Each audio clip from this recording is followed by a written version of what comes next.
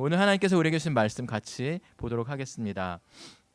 네, 성경 말씀 사도행전 2장 36절에서 41절, 사도행전 2장 36절에서 41절, 우리 세 번역 성경으로 오늘은 말씀을 봉독하도록 하겠습니다. 사도행전 2장 36절에서 41절입니다. 우리 다 같이 한 목소리로 읽을게요. 시작. 그러므로 이스라엘 온 집안은 확실히 알아두십시오. 하나님께서는 여러분이 십자가에 못 박은 이 예수를 주님과 그리스도가 되게 하셨습니다. 사람들이 이 말을 듣고 마음이 찔려서 형제들이여 우리가 어떻게 하면 좋겠습니까 하고 베드로와 다른 사도들에게 말하였다. 베드로가 대답하였다. 회개하십시오. 그리고 여러분 각 사람은 예수 그리스도의 이름으로 세례를 받고 죄 용서를 받으십시오. 그리하면 성령을 선물로 받을 것입니다. 이 약속은 여러분과 여러분의 자녀와 또 멀리 떨어져 있는 모든 사람, 곧 우리 주 하나님께서 부르시는 모든 사람에게 주신 것입니다. 베드로는 이 밖에도 많은 말로 증언하고 비뚤어진 세대에서 구원을 받으라고 그들에게 권하였다. 그의 말을 받아들인 사람들은 세례를 받았다. 이렇게 해서 그날의 신도의 수가 약 3,000명이나 늘어났다. 아멘. 아멘. 네, 오늘 함께 주님과 함께하는 아름다운 삶이라는 제목을 가지고 말씀을 나누도록 하겠습니다. 이 제목을 붙인 이유가 있는데요. 제가 지난주에 읽었던 책 제목에서 이 제목들을 은혜를 받고 오늘 말씀과도 연관이 되어서 설교 제목을 이렇게 붙였습니다. 지난주에 제가 우리 아시는 분들은 여기 아시는 우리 엘렌 로스 사모님의 기쁨의 여정이라는 책을 읽었습니다.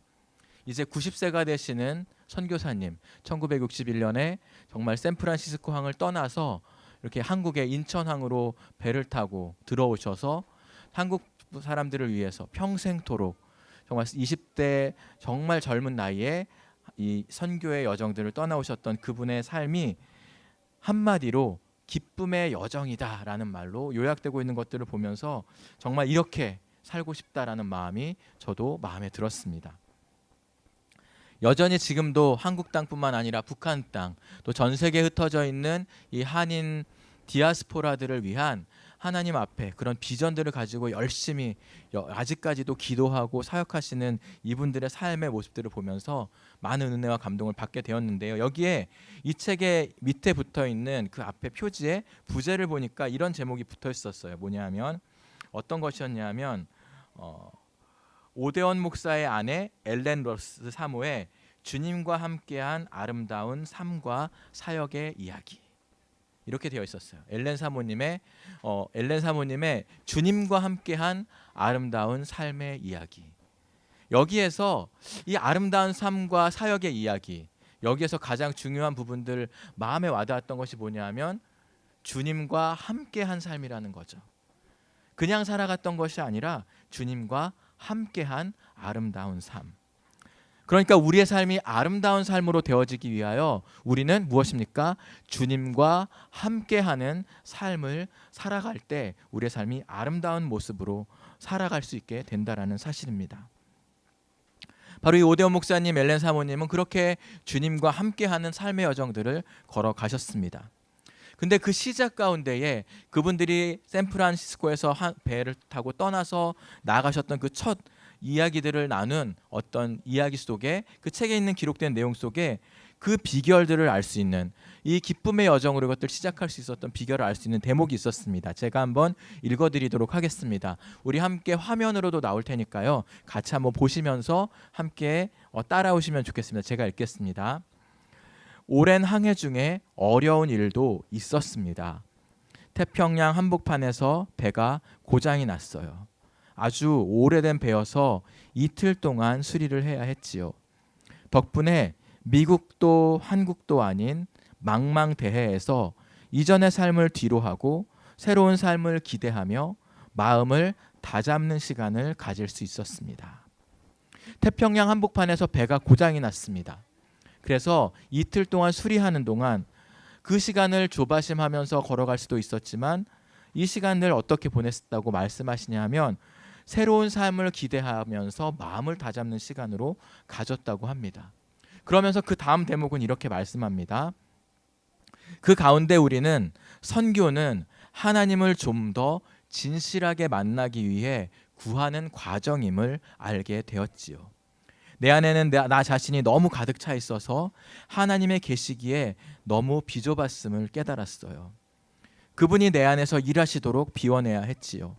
태평양 한가운데에서 내 안에 하나님께서 거하시고 역사하시길, 나를 고쳐주시길 구했습니다. 여러분 한번 생각해 보시기 바랍니다. 태평양의 그 넓은 바다 가운데 그 배도 여객선이고 사람들을 싣고 가는 대양을 지나가는 배이기 때문에 아주 큰 배였을 것입니다. 그럼에도 불구하고 그 대양 한복판에 바로 이 배의 존재는 그 고장이 나고 또 어떤 문제가 생기면 더 나아가지도 못한 채로 그 대양에 떠 있을 수밖에 없었던 그 배에서 이 두 분은 자신들의 삶의 모습들을 돌아보았던 것입니다. 내 속에 내가 너무나도 많아서, 그래서 너무나도 비좁아서 주님께서 들어오실 공간이 없는 비좁아져 있는 삶을 생각하시면서 새로운 삶을 기대하는 마음으로 다잡는 시간을 가지셨습니다. 그러면서 기도했다고 말씀합니다. 내 안에 하나님이 거하시도록, 내 삶을 고쳐주시도록. 사람들은 큰 성공과 대단한 일들을 이루기 위해서 무언가 시작을 하는데 이분들은 뭐라 말씀하십니까? 선교는 그저 하나님을 진실되게 더 깊이 알아가는 하나의 과정이다 라고 고백하는 모습들을 보면서 참 마음에 많은 도전들을 받을 수 있었습니다. 내 마음속에도 정말 주님이 들어가시기에는 내 감정, 내 경험, 내 생각 같은 것들이 너무 많아서, 내 욕심이 너무 가득 차 있어서 주님이 들어오시기에 너무나도 비좁아 있지는 않은가 내 스스로 질문을 하게 되었던 것입니다. 그런 마음을 가지고 내 삶에 공간을 내어드려야겠다, 내 삶에 하나님이 거하실 수 있도록 나를 비워내야 하겠다라는 그런 기도하는 마음으로 오늘 본문 말씀을 다시 되어보니까는 선명하게 나타나는 한 가지 구절들이 있었습니다. 바로 37절인데요. 우리 같이 한번 읽어보도록 할게요. 37절 시작.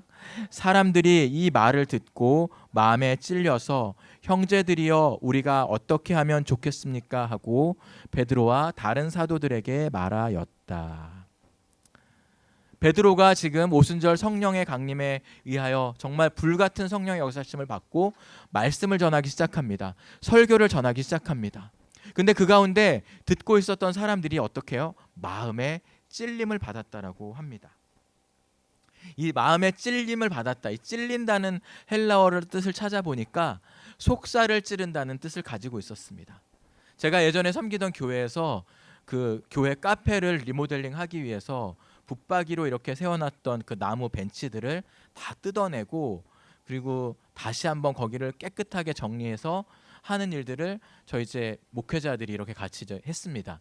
저는 이런 험한 일들 잘 이렇게 고치고 못질하고 막 뜯어내고 하는 일들 잘 하지 못해서 이렇게 뜯어내고 이렇게 하시면은 이걸 잘 옮기면서 그 판자 같은 것들 또 나무 이런 그 것들을 나무들을 이렇게 잘 옮기고 있었는데요. 그게 이제 벽에 붙여놓은 것이니까 못들이 박혀 있잖아요. 거기에. 근데 이렇게 쭉 옮기고 다니고 하다가 제가 이렇게 무거운 것을 이렇게 한꺼번에 딱 들고 하다가 발 밑에 어떤 못이 이렇게 삐죽 튀어나와 있는 어떤 그 나무를 제가 밟게 됐죠. 어땠을까요? 네, 너무 아팠어요. 너무 아팠고 신발을 푹 찔러가지고 그래서 너무 신발 속으로까지 그 못이 들어와서 너무 아팠고 잠시 중단하고 그 가운데에서 어떻게 했습니까? 약을 바르고 또 그 상처들을 돌아보면서 덧나지 않도록 그렇게 치료했었던 시간이 있었습니다. 다행히 깊이 찔리지 않아서 덧나지는 않았지만 마음의 찔림을 받았다, 속살을 찌른다라는 것은 이것이라는 생각이 들었습니다. 일단 못에 찔리고 나면 일을 할 수가 없죠. 그 가운데 상처를 돌아봐야 되고 약을 바르고 거기에서 치료와 회복의 시간들을 가져야 합니다. 바로 그 시간에 우리의 영적인 삶에 우리의 인생 가운데에 어떻게 해야지, 내가 지금 무엇을 해야 되지, 내 인생의 길에 지금 더 어디로 나아가지도 못하고 뒤로 돌아가기에는 너무 아쉽고 하는 그 순간에 무엇을 해야 되지? 이럴 때에 질문을 하게 되는 것입니다. 형제들이여, 그러면 우리가 어떻게 해야 하겠습니까? 주일 예배는 사실 그런 시간입니다. 한 주간 동안 삶을 살아가 보겠다고 정말 열심히 살아가고 달려왔었던 우리들, 이제 이 주일 예배 이 한 시간을 통해서 하나님의 집으로 우리는 부르심을 받습니다. 불러냄을 받습니다. 하나님께서는 우리를 가족으로 품고 맞아주시면서 우리의 삶의 방향을 교정할 수 있는 시간들을 갖습니다. 그렇다면 오늘 본문을 통해서 이 어떻게 하겠습니까? 라는 질문에 우리가 반응해야 될 두 가지들을 놓고 오늘은 말씀을 나누기 원하는데, 첫 번째로 무엇을 해야겠습니까? 어떻게 해야겠습니까? 바로 말씀을 들어야 합니다. 36절 말씀 같이 한번 읽겠습니다. 시작. 그러므로 이스라엘 온 집안은 확실히 알아두십시오. 하나님께서는 여러분이 십자가에 못 박은 이 예수를 주님과 그리스도가 되게 하셨습니다. 아멘. 자, 이 말씀은 오순절 성령 강림 후에 베드로가 설교했었을 때에 마지막으로 결론 부분에 말씀하시는 문장입니다. 여기서 보면 말씀하죠. 여러분이 십자가에 못 박은 이 예수를 주님과 그리스도가 되게 하셨습니다. 하나님께서 그를 우리의 주님으로, 우리의 그리스도로 되게 하셨다는 것입니다. 우리 삶의 주인이 되게 하셨고 우리 삶의 구원자가 되게 하셨다라는 말씀을 전하고 있는 것입니다. 이 설교를 전하는 때는 바로 오순절이라는 절기입니다. 이스라엘의 오순절이라는 절기인데 사실 이것은 77절이라고 부릅니다. 첫 번째 추수를 하는 그런 추수를 감사하는 절기로서 7 곱하기 7, 49. 그래서 바로 그런 시간들, 7주간의 시간들을 보내는데 6월절 이후에 바로 50일이 지난 후에 77절을 지키게 됩니다. 그런데 바로 이 날은 어떤 날이었냐 하면 출애굽 후에 이스라엘 백성들이 하나님으로부터 십계명을 받았던 날입니다. 바로 말씀을 받은 날이라는 것입니다. 그러니까 6월절이 구원의 날이었다면 이 77절, 오순절은 하나님이 말씀을 주심으로써 우리의 삶에 대한 질서를 세우시는 시간입니다. 베드로의 설교는 바로 새로운 질서를 말하고 있습니다. 이제는 옛 약속들, 구약의 어떤 율법의 약속들이 지나가고 예수 그리스도로 말미암는 새로운 약속, 그런 은혜들이 부어지는 시간입니다. 바로 이때 예수님께서 말씀하신 대로 제자들은 120명의 제자들이 마가의 다락방에 모여서 기도하기 시작했습니다. 오순절이 되었을 때 급하고 강한 바람 같은 것들이 그 온 방을 휩싸고 감싸 안았습니다. 하나님의 생기가 숨결이 거기에 있는 각 사람 모든 사람들에게 임하였습니다. 그리고 또한 그 가운데서 불의 혀같이 갈라지는 것들이 그들 모두의 머리에 임해서 그들이 하늘의 언어로 말하기를 시작했습니다. 예루살렘을 뒤흔드는 사건이 일어났던 것입니다. 사람들은 놀라 소동하기 시작했습니다. 그 당시에 전 세계 모든 나라들이라고 할 수 있는 그 모든 15개의 지역에 해당하는 모든 사람들이 모여서 그들의 말씀들을 자기들의 난곳 방언으로, 그들의 언어로 듣기 시작했습니다. 그들의 모습을 보면서 어떤 사람들은 새 술에 취했다고, 저들은 오순절 절기 축제에 너무 포도주를 많이 마셔서 취해서 이상한 소리를 한다라고 조롱하는 사람들이 있었습니다. 이런 상황 속에서, 조롱과 소동함 속에서 베드로가 설교합니다. 여러분, 이스라엘의 모든 여러분은 확실히 알아두십시오. 사람들은 불확실함 속에 살아가고 있는데 확실한 것이 있습니다. 무엇입니까? 하나님의 변함없는 약속의 말씀이다라는 사실입니다. 이스라엘 온 집안은 확실히 알아두십시오. 온 집안, 바로 오이코스라는 헬라어를 사용합니다. 가족을 뜻하고 하나님의 백성이라는 의미로 사용이 됩니다. 그런데 이것이 동사로 사용될 때 집을 세운다, 무너진 것을 다시 세운다라는 뜻으로 사용됩니다. 그러니까 우리 삶이 어떻게 아름다운 삶으로, 주님과 함께하는 아름다운 삶으로 새롭게 세워질 수 있습니까? 말씀을 들어야 한다는 것입니다. 말씀이 우리 삶 안에 뿌리 내릴 수 있도록, 말씀이 육신이 되어 우리 가운데 거하심에라는 말씀을 지난주에 나누어 드렸습니다. 무엇이라고 말씀드렸습니까? 텐트를 치는 것이다. 장막을 치는 것이다. 예수님이 우리의 삶을 주소지로 삼으시는 것이다 라고 말씀을 드렸습니다. 사람들은 그 예수님을 영접하지 않았습니다. 예수님이 집을 세우시도록 내어드리지 않았습니다. 말씀을 듣지 않았던 것입니다. 이때 베드로가 이렇게 말합니다. 여러분의 삶의 주님을 예수님으로 받아들이십시오.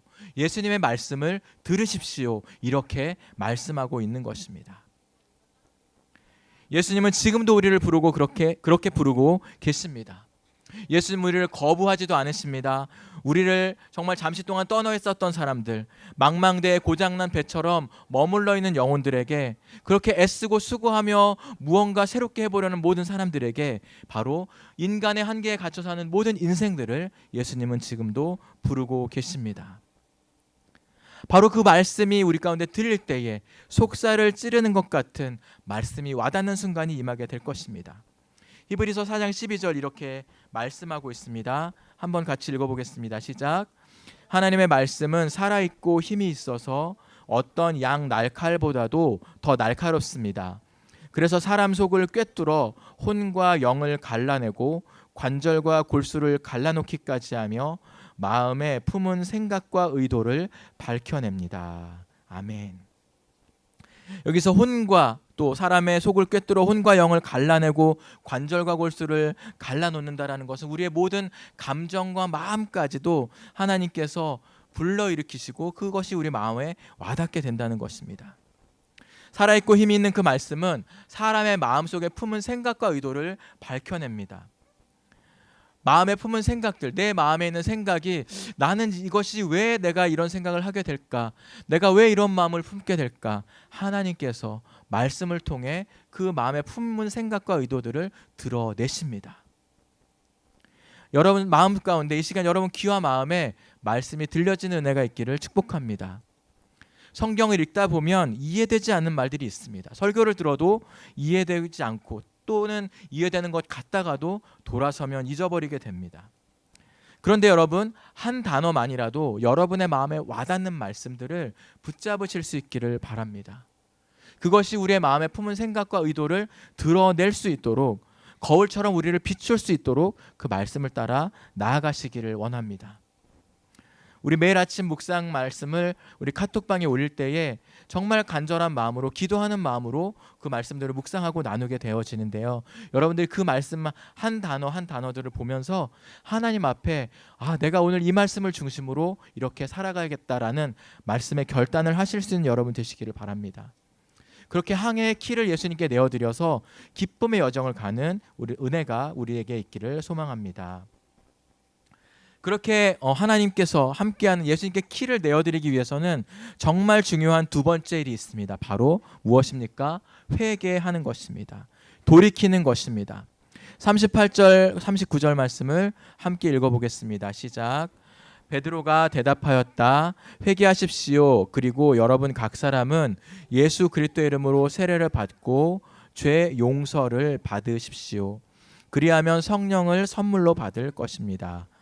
이 약속은 여러분과 여러분의 자녀와 또 멀리 떨어져 있는 모든 사람, 우리 주 하나님께서 부르시는 모든 사람에게 주신 것입니다. 아멘.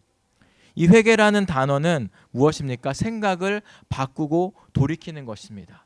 내 생각을 바꾸는 것입니다. 삶의 방향을 전환하는 것입니다. 하나님의 말씀이 들릴 때에 그 소리가 들리는 방향으로 돌이키는 것, 그것이 바로 내 삶의 그 방향을 전환하는 회개라고 말할 수 있습니다.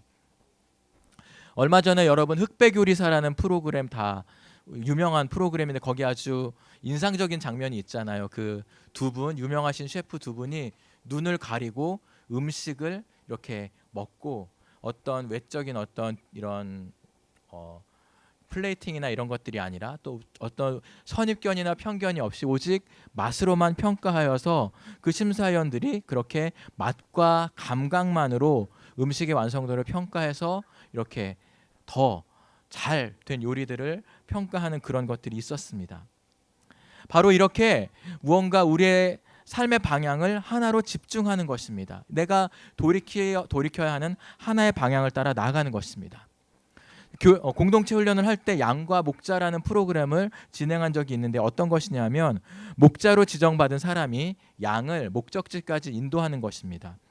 양으로 지정받은 사람은 눈을 가리죠. 눈을 가리고 목자가 해주는 말을 따라 자 앞으로 오세요. 앞으로 몇 발짝 오세요. 예를 들어서 거기에 약간 이렇게 움푹 파인 곳이 있다면 2발짝 옆으로 가셔서 비켜가기를 이렇게 인도하는 그 목자의 말만을 따라서 오직 인도하는 방향을 따라서 목적지까지 가는 그런 훈련들을 한 적이 있었습니다.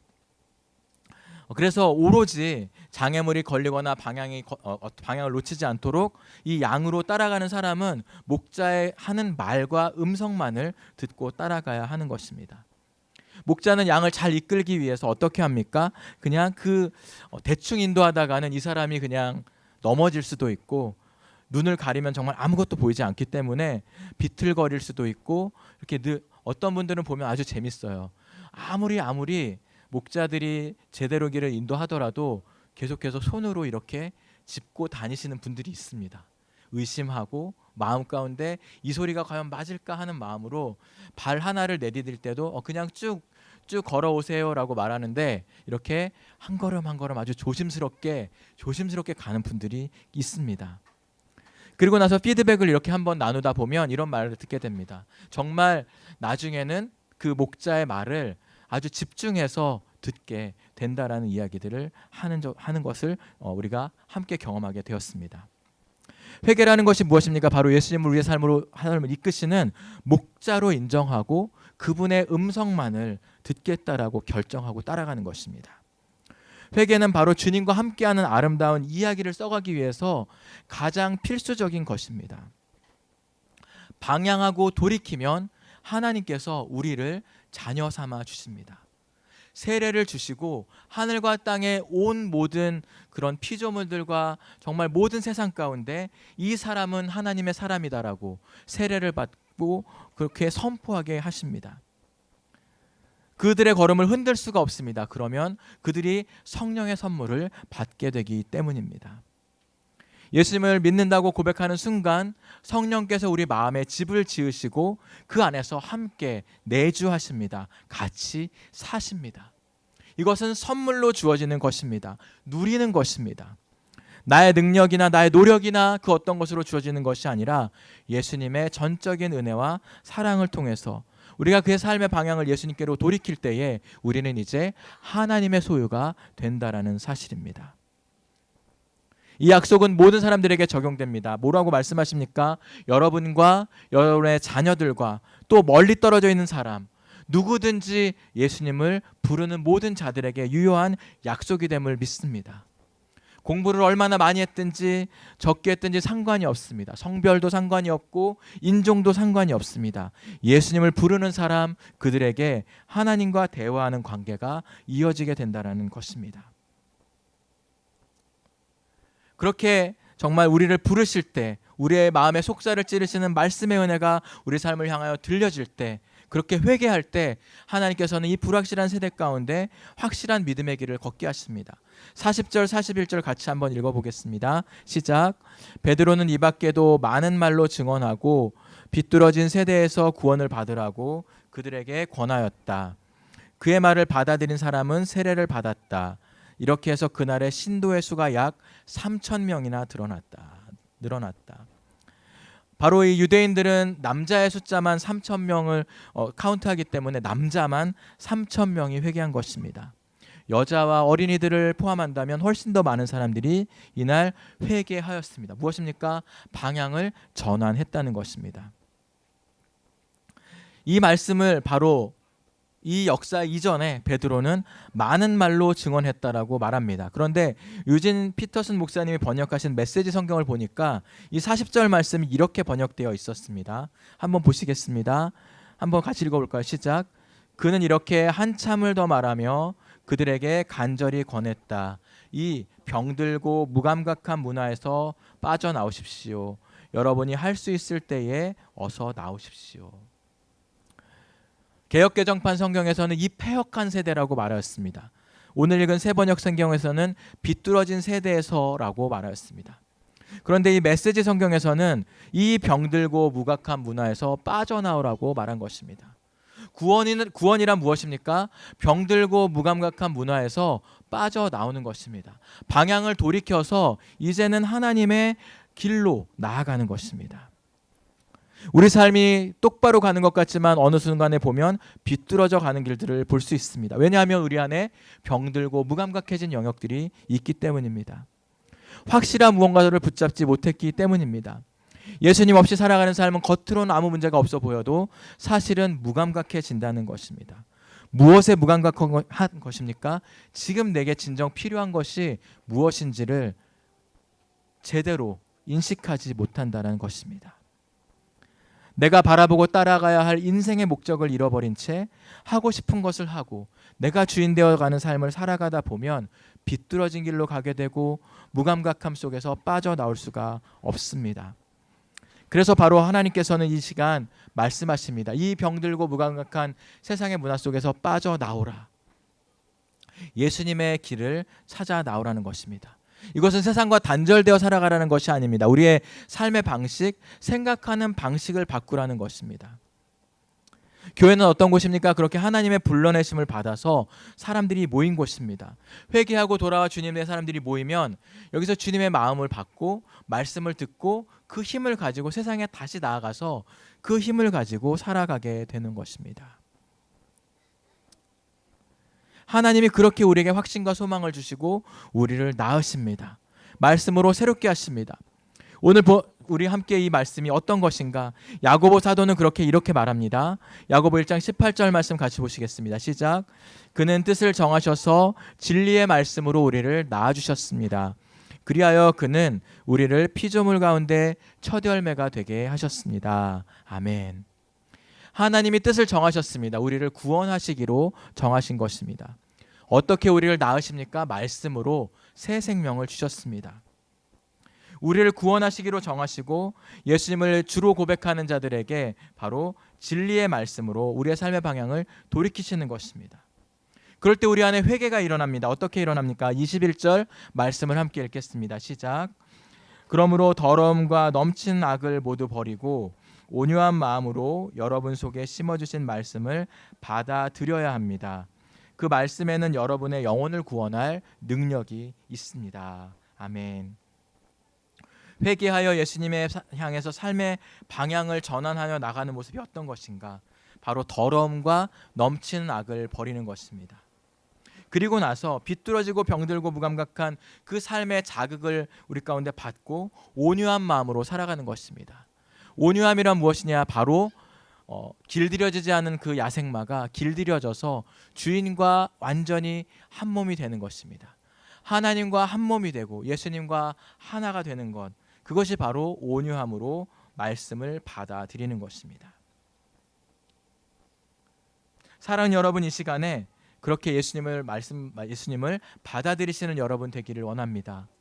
말씀을 받은 자가 3,000명이나 더했다라고 말합니다. 말씀을 받는다는 것은 바로 말씀을 환영하고 예수님을 두 손 들고 맞이한다라는 것을 말합니다. 오늘 이 시간 예수님 우리 삶 안에 두 손 들고 맞이함으로 아름다운 삶의 이야기를 써나가는 우리의 삶이 되기를 원합니다. 태평양 한복판에서 배가 고장이 나서 멈춰서 있을 때에 왜 이렇게 되는 일이 없어 하고 마음 가운데에 불안함과 조바심을 가지고 있었다면 그 이틀의 시간은 정말 허무하게 지나가는 시간이 될 수밖에 없었을 것입니다. 그런데 그 고장난 배를 타고 있었던 한 젊은 선교사 부부는 그 시간에 자신들의 삶을 그 고장난 배에 이렇게 이입시켜서 내 삶 또한 고쳐달라고 기도하기 시작했던 것입니다. 하나님께서는 그들에게 약속을 주셨고 삶의 아름다운 헌신을 받아주셔서 큰 열매들을 맺게 하여 주셨습니다. 오늘 우리의 삶에 정말 고장난 배와 같은 우리의 삶의 영역들을 하나님께서 고쳐주실 줄을 믿으시기 바랍니다. 이번 한 주간을 살아갈 때에 여러분 항해자의 마음으로 이 한 주간을 살아가실 수 있기를 축복합니다. 배를 타고 나아가는 항해자의 마음으로 여러분 그 키를 내가 쥐고 가려다가 혹시라도 잘못 키를 들지 않도록 하나님 앞에 그 모든 키를 내어드리고 예수님의 말씀을 따라 살아가면서 우리의 마음에 찔림을 받으며 순간순간마다 주님 어떻게 해야겠습니까? 기도하면서 한순간 한순간 말씀을 따라 반응하며 성령의 인도하심을 따라 살아가는 우리의 삶이 되기를 간절히 소원합니다. 우리 다 함께 기도 드리시겠습니다. 은혜로우신 하나님 아버지, 감사합니다. 오늘도 하나님께서 우리의 마음속에 찔림을 주시고 속살을 찌르는 말씀의 임하심으로 우리를 온전히 세워주시기를 간절히 기도합니다. 베드로가 설교했을 때에 너희는 이것을 확실히 알라고, 여러분 이것을 확실히 알아두십시오.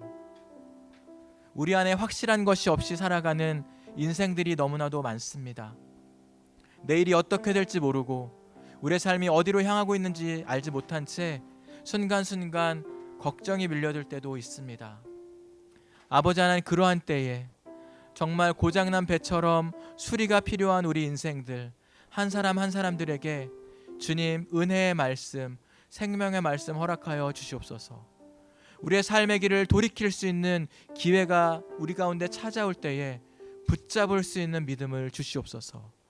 하나님, 그래서 오늘 이 시간 예수님을 우리의 삶의 주인으로 영접하고 예수님께 대하여 우리의 인생의 모든 항해의 길을 내어드리는 우리의 삶이 되기를 간절히 원합니다. 우리의 삶의 방향을 돌이켜 순간순간 회개에 합당한 열매들을 맺어가며 살아가는 우리의 걸음 되게 해주옵소서. 가장 순전한 믿음은 가장 작은 것들, 가장 약한 것들로부터 그것을 주님 앞에 돌이켜 내어드리는 그 순간에 일어나는 줄 믿습니다. 다 이루었다라고 스스로를 자랑하지 아니하고 하나님 앞에 늘 점검하며 말씀 앞에 늘 우리의 삶을 돌이키면서 주님 어떻게 해야 하겠습니까? 고백하며 나가는 우리의 한 주간의 삶이 되도록 축복해 주시옵소서. 그렇게 우리의 삶을 드립니다. 우리의 마음을 받아주시옵소서. 우리의 영혼 가운데 역사해 주시옵소서. 그렇게 우리의 한 분 한 분들의 삶 속에 축복의 아버지 은혜를 내려 주시옵소서. 우리의 삶을 그렇게 주님 앞에 올려드리오니 우리가 봉헌하는 우리의 모든 예물들 받아주시고 우리의 삶을 받아주시고 흠양하사 하나님의 영광이 또 아버지 하나님의 놀라운 역사가 정말 3,000명이 돌이키는 역사하심들 같은 놀라운 하나님의 변화 역사가 그 모든 성도님들의 한 분 한 분들의 삶에 나타나기를 소원합니다.